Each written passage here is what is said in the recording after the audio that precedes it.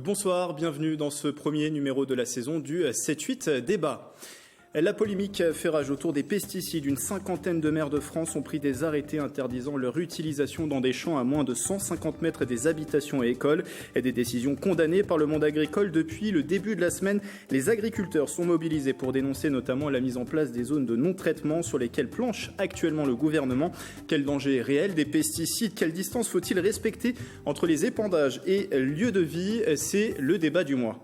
Autour de la table pour ce débat, Anne Cabri, bonsoir. Bonsoir. Vous êtes la présidente de l'agence régionale des espaces verts, également maire de la commune d'Orsonville. Et j'ajoute que vous êtes aussi conseillère régionale d'Île-de-France avec une délégation spéciale à l'agriculture et la ruralité. Marc Raymond, bonsoir. Vous êtes le président de France Nature Environnement Yvelines, la fédération locale des associations de protection de la nature et de l'environnement. Et bonsoir François Lecoq. Bonsoir M. Canal. Agriculteur à Gambais, vous êtes le président de l'Union de Houdan de la FDSEA, c'est le syndicat majoritaire du monde agricole. Merci à tous les trois d'avoir répondu à notre sollicitation. Dans les Yvelines, pour le moment, 2 maires ont pris un arrêté interdisant l'utilisation de pesticides à moins de 150 mètres des habitations. Il s'agit des édiles d'Aigueville et du Perret en Yvelines, 2 élus convoqués par le tribunal administratif de Versailles pour juger de la légalité de cette décision. Dans le cas du Perret en Yvelines, l'audition a déjà eu lieu et l'arrêté a été jugé non conforme, donc annulé. Le tribunal a estimé que cette mesure ne rentrait pas dans les prérogatives de l'édile. La règlementation des produits phytopharmaceutiques appartenant directement à l'État. La maire Paulette Deschamps a d'ailleurs fait appel de ce jugement. Paulette Deschamps qui, malgré nos nombreuses sollicitations, n'a pas souhaité s'exprimer ce soir en plateau, tout comme Anque Fernandez qui est la maire d'Aigueville. Anne Cabri, ma première question s'adresse à vous. Je vous pose la question en tant que maire. Est-ce que vous comprenez la démarche de nombre de vos collègues en France, le fait de prendre ces arrêtés anti-pesticides? Est-ce que vous comprenez cette démarche? Non, je ne comprends pas cette démarche car ce n'est pas dans les compétences, dans le champ des maires de prendre des arrêtés pour répondre à des questions environnementales ou d'autres. On a un champ de compétences, on a des lois respectées, on fait des arrêtés. On ne peut pas faire des arrêtés pour tout et n'importe quoi.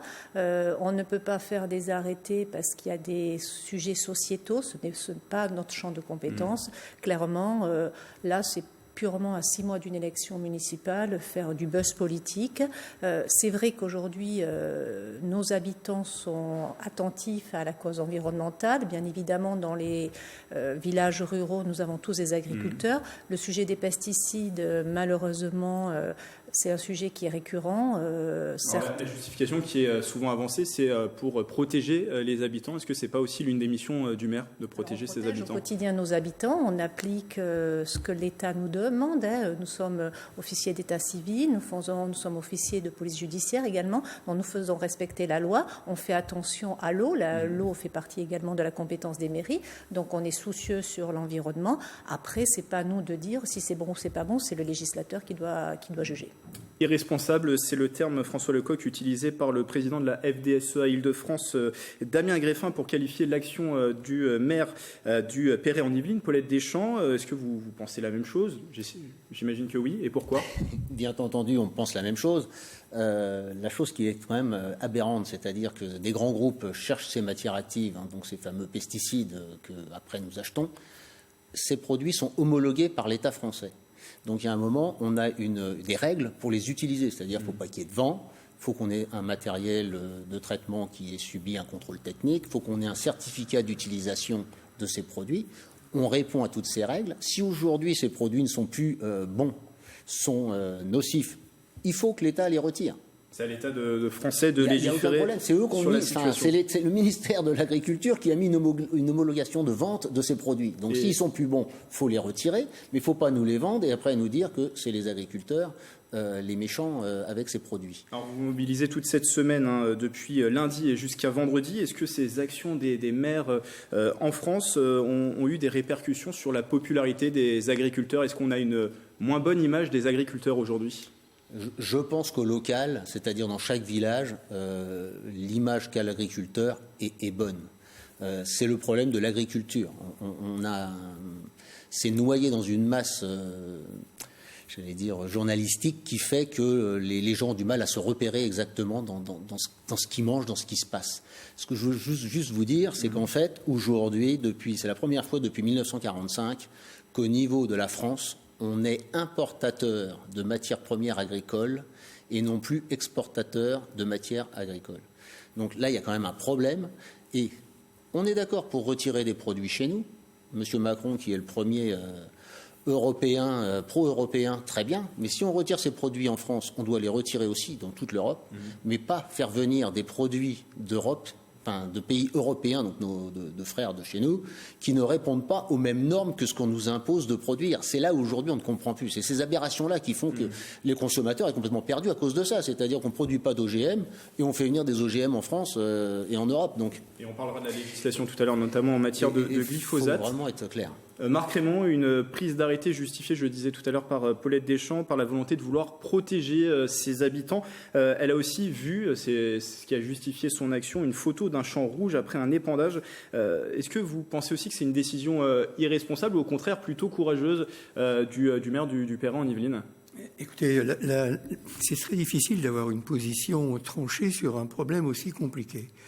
Je dirais, j'ai entendu les arguments de madame et de notre agriculteur à cette table. Et en fait, moi, je me mets comme citoyen et j'entends, alors dans nos associations, mais en dehors des associations, des gens qui disent, ben voilà, on est malade, on développe des maladies, des pathologies lourdes, des cancers, on habite près de champs où régulièrement il y a des épandages, et c'est difficile d'avoir un avis tranché. Je dis que on a du mal aujourd'hui même à avoir un avis tranché, notamment sur le glyphosate. Il y a des études totalement contradictoires sur le sujet. Justement, je rejoignais ce que disait monsieur, à savoir que on a l'impression qu'on fait dire aux experts ce que certains entendent ou souhaitent vouloir entendre. Et le citoyen de base que je suis ne suis pas agriculteur, je n'ai pas vos responsabilités, madame, se pose quand même la question de se dire, mais en définitive, un jour on nous dit c'est bon, le lendemain on dit c'est pas bon. Bien, je mets à votre place, un jour vous montez dans votre tracteur, vous mettez vos produits, et puis en définitive on vous dit, ah, à tel endroit en Europe, c'est interdit depuis 5 ans. Votre sentiment est lequel ? C'est que vous êtes les premières victimes, en définitive. C'est chez vous qu'il y a les premières victimes. Moi, j'ai entendu parler récemment de 350 agriculteurs qui se suicident en moyenne par an, un par jour. Et ces gars-là ou ces femmes-là ne le font pas, on va dire, par plaisir. Donc vous êtes d'accord pour dire que les premières victimes finalement de cette polémique aujourd'hui, c'est les agriculteurs, ce sont les agriculteurs. Mais écoutez, moi je dis en tout cas qu'ils sont au premier rang. Alors après, comme nous sommes beaucoup plus nombreux les consommateurs, on peut dire ouais mais chez nous, voilà, ça n'a pas de sens. Ça n'a pas de sens, il y a un problème complexe dans lequel l'État, je pense, a une responsabilité. À savoir pourquoi dans certains pays tel produit est interdit, le pollinisme par exemple. Pourquoi dans tel autre, chez nous, ça n'est pas interdit. Un coup on dit c'est interdit, un an après on dit c'est permis. Comment peuvent-ils faire et que doit-on penser ? Et sur le glyphosate, en tout cas, l'État s'est engagé à une interdiction dans ses principaux usages d'ici 2021. C'est un engagement du président de la République. Dans 3 ans. Alors maintenant, évidemment, il faut écouler les stocks. Aussi bien chez vous que chez les producteurs. Et en fait, le système est un système économique dans lequel, quand le bateau marche, on ne l'arrête pas comme ça. Voilà. Alors, ce sujet des pesticides, bien sûr, il y a de plus en plus de Français qui s'en saisissent, vous en avez parlé. Faut-il pour autant les interdire, ces pesticides ? C'est la question que nous sommes allés poser. Mathilde Demy et Rodolphe Blondel sont allés poser la question à quelques Yvelinois. C'est mauvais. Bon, en plus, nous, on cultive aussi, donc on cultive son produit, etc. Donc voilà, après, aujourd'hui, c'est peut-être nécessaire dans le modèle agricole qu'il y a. Mais voilà, c'est pas des bonnes idées, ça mènera jamais loin. C'est des produits chimiques qui ont été contre la nature, quoi. Pour les produits, après nous on mange dans nos aliments et tout ce qui se trouve, c'est très dangereux, quoi. Déjà, même pour le maïs, là, le GM là, qu'ils ont parlé récemment et tout, et c'est vrai, c'est très dangereux pour la santé, pour les gens et tout. On devrait avoir tout naturel, quoi. Il y avait une pétition récemment, j'ai signé la pétition pour éviter. Je suis enseignante en plus, donc, et j'ai des enfants. Donc oui, je trouve que c'est inquiétant que ce ne soit pas suffisamment réglementé. Il faut arrêter un peu de faire des traitements parce que Si on fait des traitements, après il n'y a plus d'insectes qui viennent. Et quand il n'y a plus d'insectes, après il n'y a plus d'oiseaux, il n'y a plus d'abeilles. Je vous fais réagir chacun votre tour. François Lecoq, on sent une certaine crainte quand même dans ce que l'on vient d'entendre. Est-ce que la crainte est justifiée? Alors, c'était pas super audible, donc j'ai entendu certaines choses, comme sur les OGM. Je vous redis ce que j'ai dit tout à l'heure, c'est que le consommateur est complètement perdu, c'est-à-dire que des OGM, il n'y en a aucun de produit en France. Il n'y a pas un maïs OGM, il n'y a pas de soja OGM, tout est importé. Mais alors pourquoi l'État ne bloque pas ces importations? C'est ce qu'on voudrait bien savoir. C'est-à-dire que nous, on veut bien produire plus vertueusement. C'est ce qu'on fait avec les chambres d'agriculture. Tout le monde est en route depuis 5 ans. Et bien entendu, le temps politique est un temps très rapide où il faudrait que les virages se prennent comme entre le diesel et l'électricité sur 2 ans. Ce temps-là, il nous faut 10 ans pour l'avoir, bien entendu. Mais pourquoi ces importations ne répondent pas aux mêmes normes que ce qu'on nous demande de produire? Alors, on ne pourra pas vous répondre sur ce plateau parce qu'il n'y a pas de député des Yvelines. Mais la vraie question, elle est là quand même. Engagés sur le projet de loi bioéthique. Mais elle est vraiment là. Anne Cabri, est-ce que du côté d'Orsonville, la commune dont vous êtes maire, est-ce qu'il y a des habitants qui vous ont fait part de leurs inquiétudes concernant le sujet des pesticides? Bien évidemment, c'est une inquiétude, on l'a entendu dans le reportage, les gens se posent des questions parce que les gens aujourd'hui sont sensibilisés sur ce sujet. Clairement, les gens sont inquiets. Donc c'est bien pour ça que nous, le rôle du maire aujourd'hui, je prends ma casquette de maire, est de concilier et de réconcilier nos habitants avec le monde agricole et ces urbains qui arrivent. Donc c'est pour cela que, en tant que maire, avec les agriculteurs, on a réfléchi comment on peut faire discuter les gens. On a proposé donc à l'Union des maires des Yvelines, en bureau vendredi dernier, une charte de bon voisinage qui va être tripartite signée par le président de l'Union des maires, le préfet des Yvelines, donc l'État, et le président de la Chambre d'agriculture. Tout ça pour que les agriculteurs viennent expliquer aux habitants leur métier, parce qu'il y a une méconnaissance de ce métier. Il faut qu'il y ait une communication entre les deux parties. Il faut qu'il y ait une communication pour qu'ils expliquent ce qu'ils mettent dans leur pulvérisateur, comment se fait du blé qu'on sème à la récolte du blé, et que le maire également explique. Alors il faudra que ce soit des engagements réciproques par l'élu, le maire rural, ainsi que les agriculteurs. Ça va des produits qu'on épand, également, après un labour, que les agriculteurs s'engagent également à nettoyer les routes, ils ont déballé. Voilà, il faut que tout le monde qu'il y ait un bon vivre ensemble. Et aujourd'hui, on a perdu cette façon de bien vivre ensemble. On ne sait plus faire, on ne se parle plus, on ne s'entend pas. Et on stigmatise une profession, vous l'avez rappelé tout à l'heure, en première ligne, qui sont les agriculteurs. Que serait notre département des Yvelines sans l'aménagement des agriculteurs? Il n'existerait pas. C'est eux quand même qui protègent notre environnement. Un département à cheval sur l'urbain et le rural. Totalement. Donc il faut vraiment qu'on rediscute ensemble. C'est pour ça qu'aujourd'hui, avec le monde agricole et les élus, ça se passe très bien, je dirais, même au niveau de la région.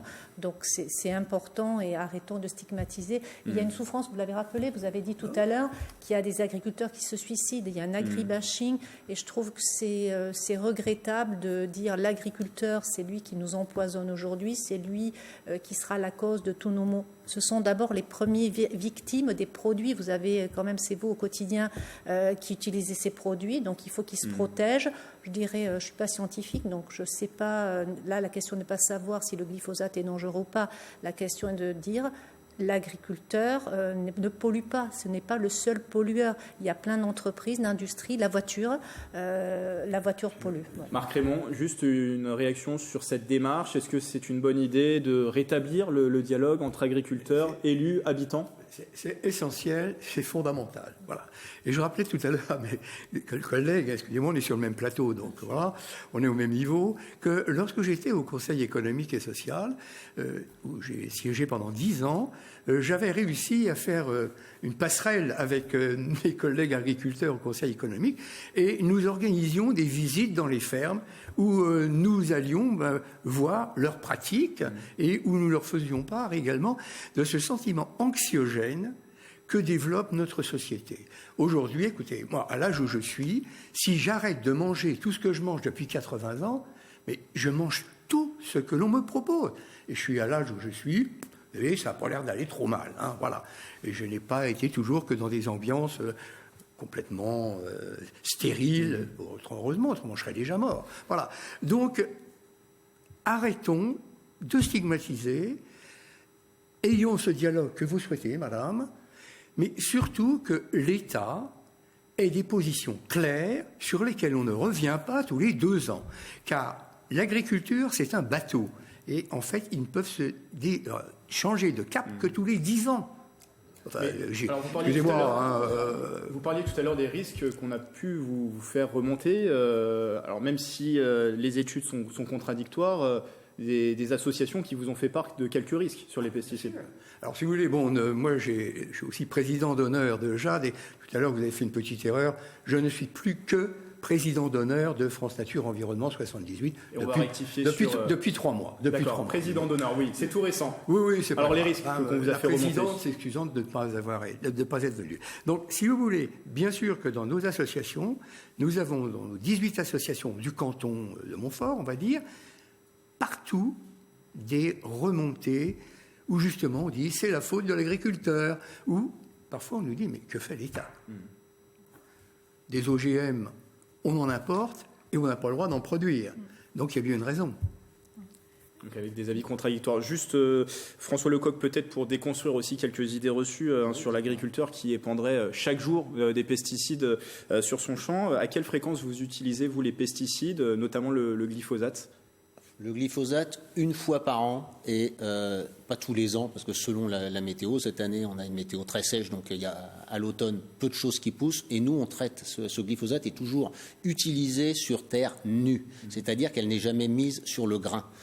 Une utilisation qui peut être calibrée. Il y a des agriculteurs qui font appel à des techniques de précision et le GPS pour utiliser le moins de pesticides possible. On est bien d'accord. Après, c'est la mauvaise utilisation du produit, du fameux glyphosate qui est faite au Canada, c'est-à-dire qu'on arrête le blé, parce qu'en fait l'hiver arrive, il faut stopper la culture du blé pour pouvoir la récolter, et là ils traitent sur les épis, mais c'est pas la bonne utilisation du produit, il n'a jamais été vendu pour ça. Comment on explique le champ rouge qu'il y a eu au Perret-en-Yvelines, la photo du champ rouge, comment on peut l'expliquer ? On l'explique facilement, c'est-à-dire que si ce produit, c'est son mode d'action, c'est-à-dire qu'il va dessécher la plante. Et selon les conditions climatiques, c'est-à-dire que peut-être qu'il y a eu de la pluie après, la plante est restée, a réagi d'une certaine façon, mais souvent, en fait, on utilise ce produit, la plante commence à dessécher, à mourir, on va être clair, et on retourne le champ. Là, le champ n'a pas été retourné parce que les conditions climatiques étaient trop humides ou la personne n'a pas pu intervenir tout de suite. Mais c'était le cycle logique du produit. C'est exactement comme ça que ça doit s'orienter. Est-il envisageable aujourd'hui de retirer de votre utilisation ces pesticides ou de le faire de manière peut-être sur le long terme ? Il est tout à fait possible de le retirer. Ce que je vous dis, c'est que les gens ne consommeront quand même du glyphosate parce que ce sont nos importations, notre problème aujourd'hui. Il n'y aura plus d'agriculture en France, et c'est bien parti pour, parce qu'on est un petit peu comme dans la sidérurgie, dans le textile, dans les années 60. On est en train de se séparer de l'alimentaire en France. Je ne comprends pas trop la logique. De l'arme alimentaire, très bien. Vous parlez des actions de l'État, c'est aussi peut-être au niveau européen qu'il faut agir ? Moi, je suis pro-européen, mais à un moment, je dois avoir les mêmes règles que les autres pays européens, que les autres agriculteurs européens. Aujourd'hui, que ce soit dans le lait, dans la viande, quand on voit ce qu'on fait rentrer en France, mais dans mon village, il y a 2 personnes qui arrêtent l'élevage bovin pour faire de la viande parce qu'ils ne trouvent plus la rentabilité. Et bien entendu, on a le CETA. Alors, ce n'est pas le débat du jour, mais on se bat avec des armes totalement différentes. Nous, on court un 100 mètres avec un boulet au pied et les autres sont en basket. Donc, il y a aucune... La réglementation est... Pour nous, c'est hallucinant. Alors, je voudrais terminer cette émission, parce qu'il nous reste 7 minutes, sur la question des distances qu'il faut respecter entre les épandages et lieux de vie. Le gouvernement planche actuellement sur ces zones de non-traitement et a ouvert une consultation publique jusqu'au 1er octobre. Vous pouvez y accéder notamment via le site du ministère de l'Agriculture et de l'Alimentation. Voici le décret sur lequel devrait trancher le gouvernement avec des recommandations de l'ANSES, l'Agence nationale de sécurité sanitaire de l'alimentation, de l'environnement et du travail. Donc ces recommandations, 5 mètres de distance pour les cultures basses, les légumes par exemple, 10 mètres pour les cultures hautes, les céréales, les arbres fruitiers par exemple. L'application de cet arrêté est au 1er janvier 2020. Est-ce que ça va dans la bonne voie ? Marc Raymond, on fera réagir Anne Cabri juste après. 5-10 mètres, est-ce que c'est assez ? Est-ce que c'est pas assez ambitieux pour le coup ? Je n'en sais rien. Je dirais que 5-10 mètres, si le vent est dans le bon sens, c'est peut-être suffisant. Si le vent est dans le mauvais sens, c'est pas suffisant. Point. C'est sur des métiers où les gens sont quand même tout à fait sujets aux aléas climatiques, notamment la direction du vent. Voilà. Et peut-être qu'en avisant le voisinage du jour ou de la période où vous allez faire un épandage, nous gagnerions, enfin je dis nous parce qu'on est dans le même bateau, hein, nous gagnerions en confiance collective. Et on rejoindrait ce que vous disiez, madame, à savoir recréons du lien plutôt que de faire des choses, de dire des choses qui nous emmènent dans des univers différents et malheureusement inconciliables. Anne Cabri, sur ces distances. Moi, je dirais que le débat, ne pas savoir s'il faut 5 ou 10 mètres, c'est exactement, il faut recréer du lien. C'est pour ça qu'avec cette charte de bon voisinage, ça sera les agriculteurs qui nous expliqueront ce qu'ils doivent mettre, qui doivent expliquer leur métier. L'ANSES a proposé cette distance, donc pourquoi pas. Après, c'est en consultation, on verra bien ce qui sort au 1er janvier. Mais je pense, et c'est là où la charte de bon voisinage est importante, elle sera amendée ou pas en fonction du décret qui sortira, mais c'est quand même aux agriculteurs de nous expliquer ce qu'ils font. Vous l'avez vu tout à l'heure, il y a quand même une méconnaissance. Et puis que l'État prenne ses responsabilités. Aujourd'hui, c'est quand même l'État qui ne buzz pas politiquement en disant on fait ça ou on fait pas ça. Le consommateur est perdu. Il a des produits, l'agriculteur, M. Lecoq le rappelait, qui rentrent d'autres pays qui ne respectent pas les normes. Et vous avez des agriculteurs aujourd'hui qui ne comprennent pas. Ils ont des produits homologués en France et on leur dit vous êtes des pollueurs, vous empoisonnez les gens. Et donc c'est plus possible. L'État, il faut qu'il entende ce mal-être des agriculteurs et qu'au moins il y ait un équilibre, un parallélisme des formes sur notre pays.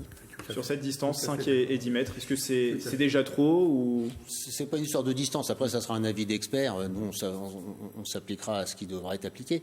L'idée, déjà, c'est que quand il y a du vent, on ne peut pas traiter. Donc, c'est pour ça qu'on y va très tôt le matin ou très tard le soir, parce qu'il y a moins de vent en fin de journée ou en début de journée. Après, bien entendu, le vrai message, c'est de consommer français, parce que c'est l'agriculture la plus tracée au monde, de consommer local et de consommer bio, mais bio français, parce que même dans le bio, il y a de tout. Donc, nous consommons. Mais je pense que les gens comprennent ça. On a fait un marché du terroir sur le Festival de la Terre, là, qui a super bien marché. Les gens se rapprochent de ça, mais c'est la seule confiance. Il faut qu'ils aillent chez leur producteur local, et là, ils sont sûrs de ce qu'ils vont trouver. Est-ce que, juste pour avoir un ordre d'idée, 5 et 10 mètres, ça représente beaucoup de surface cultivée? Oui, ça va représenter, je ne sais plus, 50 000 hectares. C'est énorme. Ce que je disais tout à l'heure, c'est qu'on a déjà perdu notre capacité d'exportation. Donc, on va encore accentuer cette chose-là. Pourquoi pas? Après, le truc qu'il va quand même falloir que l'État règle quand même, c'est qu'à dire que si la campagne est dangereuse, il faut que les gens restent en ville. Mais maintenant, on voit que les gens arrivent à la campagne et ce n'est pas à eux de s'adapter à la campagne, c'est la campagne qui s'adapte à la ville. Donc, moi, je veux bien tout ça. Mais il y a un moment, cette protection, si c'est une protection que demande la ville, elle va falloir qu'elle paye la protection. Et que les maires, c'est dommage que Madame le maire du Perret soit pas là, c'est-à-dire qu'à un moment, il ne va pas falloir construire non plus dans les zones agricoles. C'est-à-dire qu'à un moment, faisons des centres de villages ou de villes qui se tiennent. Mais à force de grignoter, on voit bien l'Île-de-France, comment ça va finir avec le Grand Paris et tout ça. Je pense qu'il ne restera plus d'agriculture dans les 15-20 ans. Il n'y aura plus d'agriculture en Île-de-France. Allez, on arrive bientôt à la fin de cet entretien. On va faire un petit tour de table pour conclure. On va commencer avec vous, Marc Raymond, sur ce sujet. Voilà, quel danger des pesticides? La conclusion. Écoutez, il n'y a pas que les pesticides, mais le sujet est un peu court, me semble-t-il. Et en tout cas, moi, ce que je souhaite, c'est qu'on s'écoute, on s'entende et on se comprenne. Voilà. Et que l'État comprenne également qu'il n'y a pas les agriculteurs, les élus et les citoyens. En fait, nous sommes ensemble. C'est ça qui importe. Moi, je pense qu'il faut revenir au bon sens de nos territoires, parce qu'il ne faut surtout pas opposer ce qui se passe aujourd'hui. Et l'État ne prend pas du tout ses responsabilités. Il est en train d'opposer. Alors, il y a eu le grand débat où on voulait soi-disant écouter nous, maires ruraux, les territoires, les citoyens, les agriculteurs.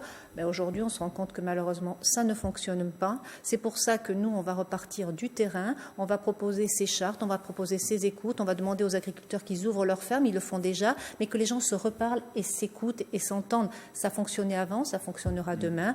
Et arrêtons de dire que le paysan est un pollueur. Je pense qu'il y a d'autres pollutions également, les voitures, les industries. Voilà, aujourd'hui, c'est difficile, c'est compliqué pour tout le monde. Donc, il faut s'écouter et s'entendre. En 30 secondes, François Lecoq, le mot de la fin? Consommer français, c'est vraiment le mot de la fin. Merci à vous trois d'avoir répondu favorablement à notre sollicitation. Voilà, c'est la fin de cette émission. Merci de l'avoir suivi. Le replay sur notre site internet et notre application mobile. Rendez-vous le mois prochain pour un nouveau numéro du 7-8 débat. Belle soirée sur TV78.